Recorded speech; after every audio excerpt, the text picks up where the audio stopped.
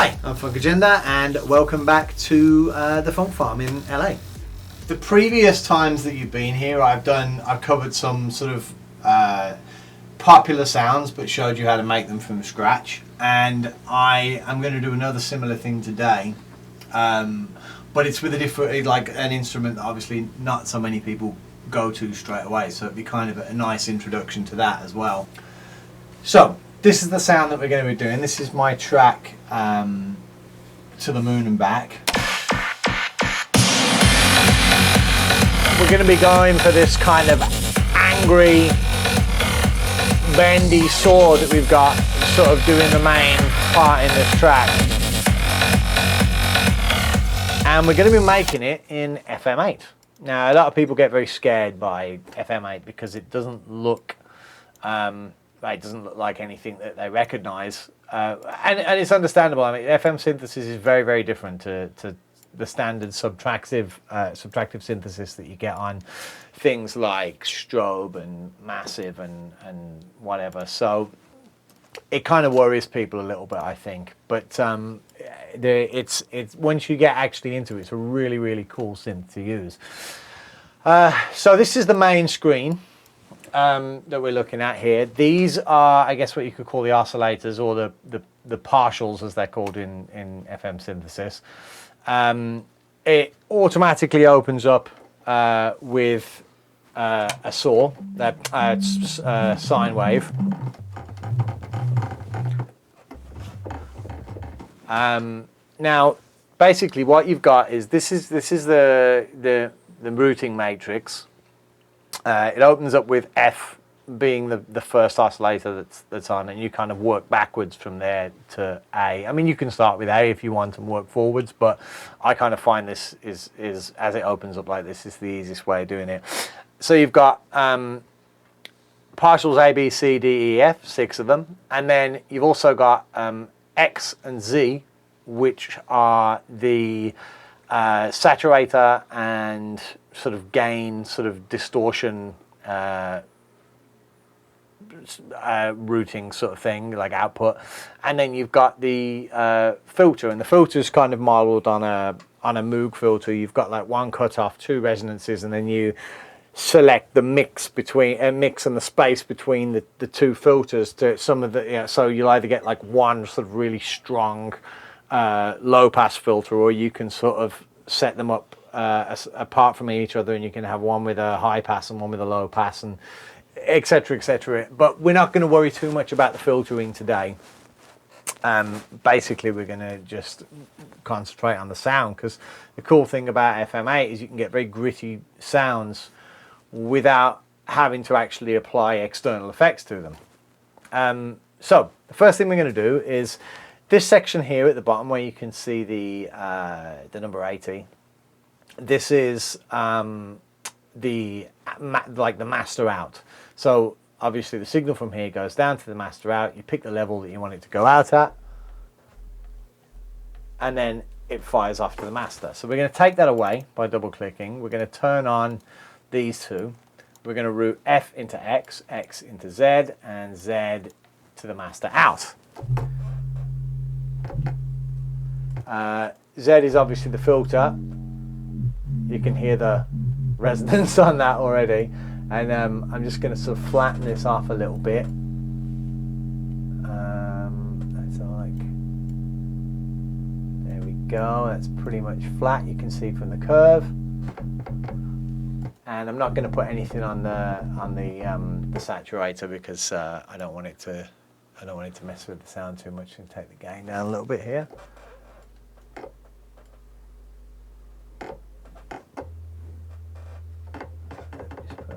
More. There we go. So this is where we're going to start. We'll go back to F. I'm going to pick the Sawtooth. As you can hear, like, the Sawtooth is kind of like, it's a little bit squelchy, and it's a little bit sort of wet sounding. It's a great sound, but not really, it's not really very aggressive or whatever. So what we've got to do is we've got to like dirty this sound up a little bit. So the way that I do this is I'm going to add another partial in. So we're going to go to E. You right click on E to turn it on. and I'm just going to feed it to the output for now so that you can hear it.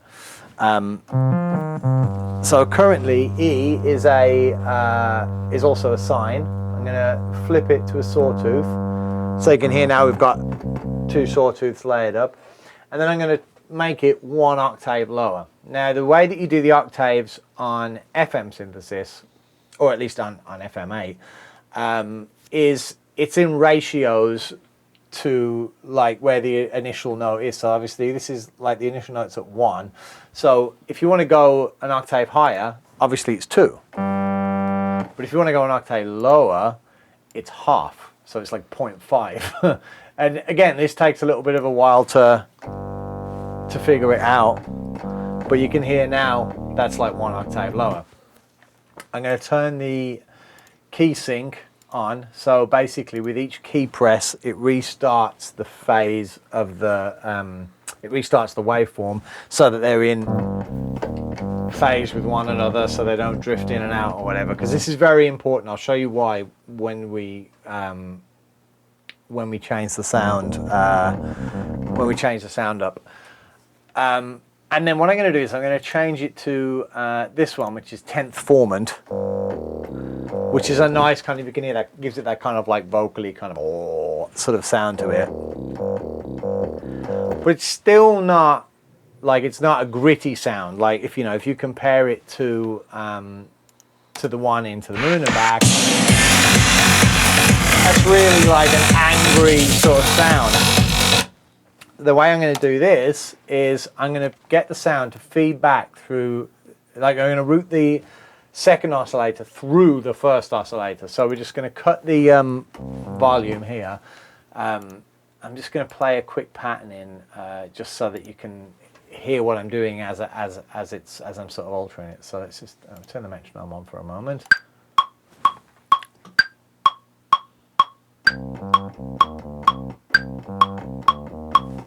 And it's just very, very simple, boring pattern that no one would ever use. I'm going to hit quantize.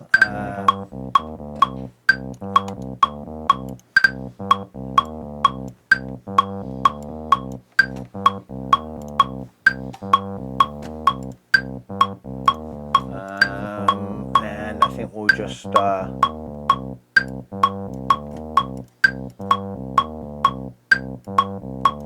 put an extra note in there. That's pretty cool.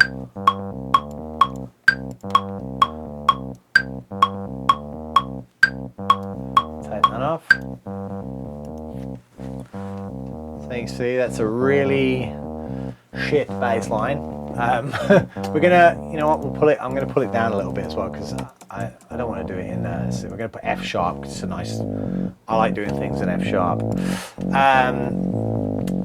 Okay, so we open up FM8 again, and what I'm going to do is I'm going to feed this oscillator through this one. So you see how you can on the because it's a matrix. I could take it and I could put it through that's through the saturation part of the matrix. That's the filter part of the matrix. But now if I feed it into partial F, you start to notice that the two sounds get combined.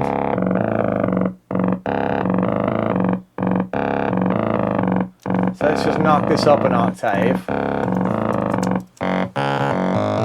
And now what you start to get is this really angry saw. And the more you feed it back on itself, the angrier it gets. Now, it doesn't stop there. Like, if you want, you can also then feed the first one back into you can feed your first partial F back into E.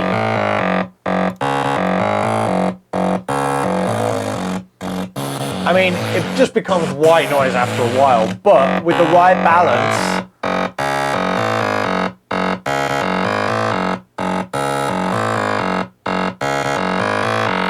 you can get a really nice mix, and you can keep adding partials to it. Like, I mean, that that's pretty much your Zedd electro sort of saw.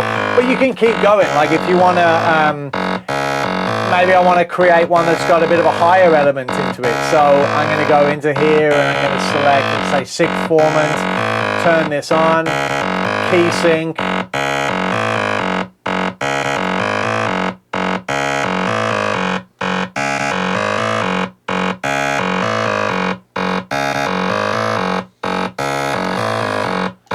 I can feed E back into D. And you can just keep going and whatever. Now, I said before, it's important that you put the key sync on because if we go back to the expert page with all the partials on, if you just take the key sync off, the oscillators just freely sort of move around now. It was just, you know, regardless of where the keys are pressed, and you get this kind of like things drift in and out of phase.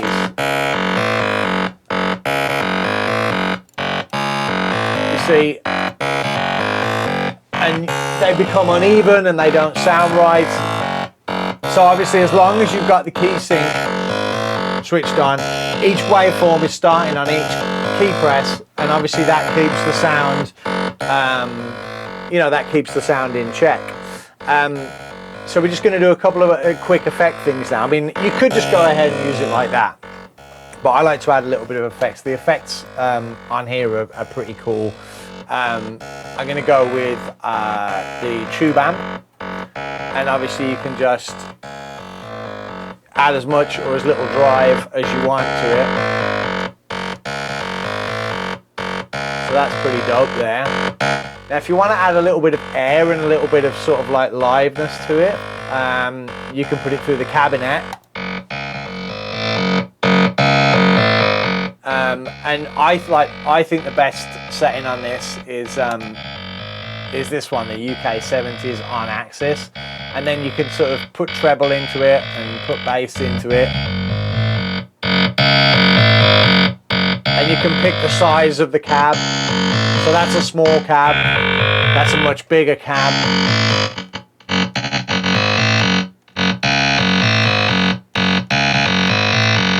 But I mean, that kind of really adds a kind of very live sort of buzz to the sound. And then this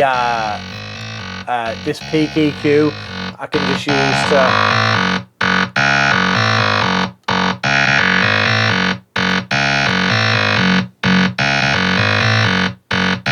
just add a little bit of life to the sound. And that's basically it for what I'm going to do with this. Now, the real secret of the sound into the moon and back, because if you listen to it, like, although this is like, you know, a very similar sort of sound, there's this sort of indescribable grit to this one. It's almost like it sounds like the sound is slowed down. That's because it is. What I tend to do is when I'm making things like this, I'm going to pitch this up, like let's say 3 semitones. So we're now on A rather than F sharp. Let's flip that back.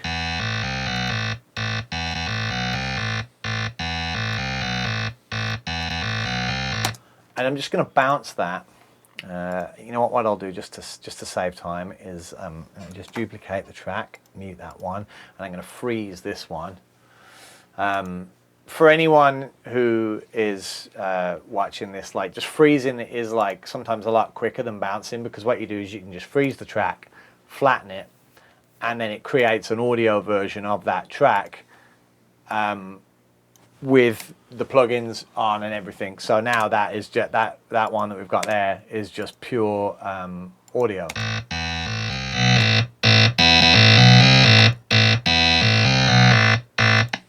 So next I'm gonna open up Ableton's Simpler or Sampler, whichever you want to do it with, but I always use Simpler just because it's simple. I'm going to take the frozen signal and I'm going to drag it into this Simpler here. Now we pitched this up 3 notes, 3 semitones before we rendered it. So I'm going to pick the longest note, which is this one here.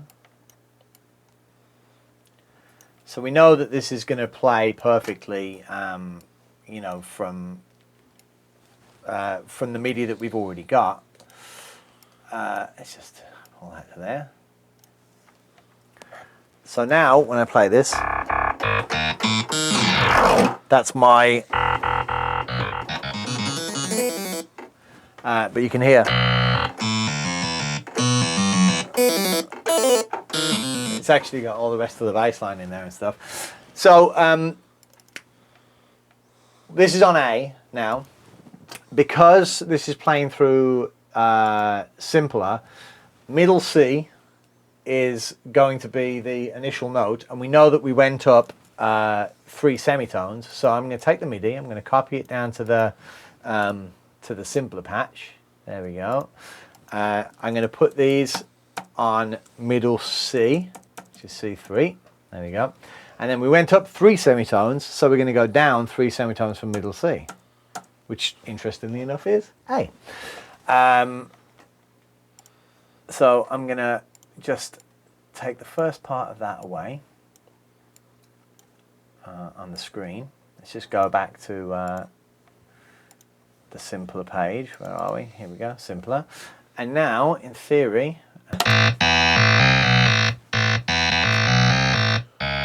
oh, a little bit too high. Hang on. There we go.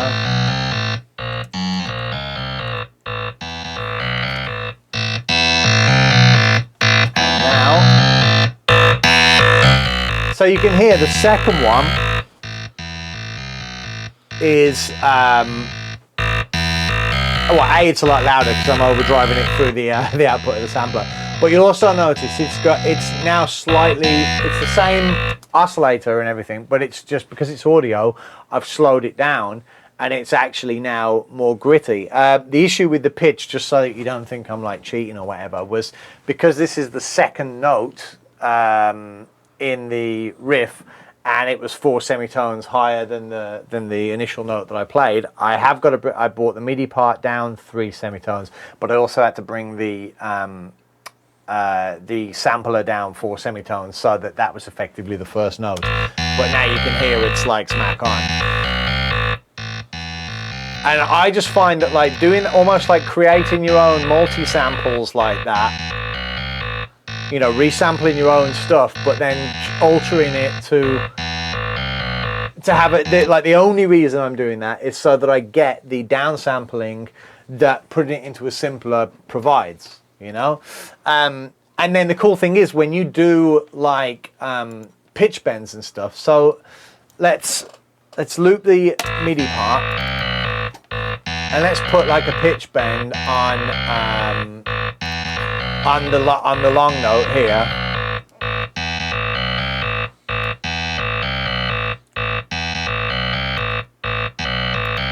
So let's do this.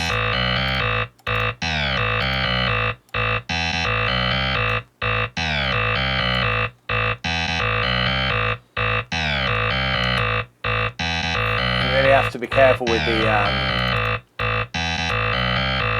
control pitch bend out on here because it does flit around quite a lot. I'm just going to put a bit of a curve on there. Now, one of the annoying things about simpler, which like drives me bonkers, is the fact that there's no control on here to adjust the amount of pitch bend. It's set to plus or minus 5, which is really fucking annoying. But there's a really cool workaround. If you just click on the simpler and right click, there's a little knob here that says simpler to sampler. And if you do that, it takes the sound and it automatically switches it to sampler, which is their way more advanced thing. And then if you go into let me see, is it modulate, MIDI, yeah, MIDI, it's the last page. You can see here pitch bend range is +5, which is like plus or minus 5. So you can just set that to like 2, which is the industry standard for all synths pretty much is like ±2, and now it's a far more palatable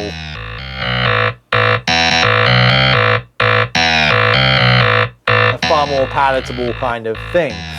And because when you're doing the pitch bend, it's not actually bending the oscillator and then going through the effects. We've resampled it with all the effects on it, so now when it goes through the pitch bend, everything slows down. So the actual the actual oscillation of the waveform, including all the effects, slows down, and you get a much grittier, grindy sort of sound. So yeah, and then one final finishing touch with this is I'm going to just go to the Ableton Multiband Dynamics. I'm going to open up the OTT, which I think I've touched on before, and then basically, as you can hear, it's like really quite squashed, and it's added that little bit of punch to the sound. So what I'm going to do is I'm just going to increase the compress and attack time. There we go. Say 400. That sounds pretty good. I'm going to take the output up so that I just get a nice flat reading here. So that should do.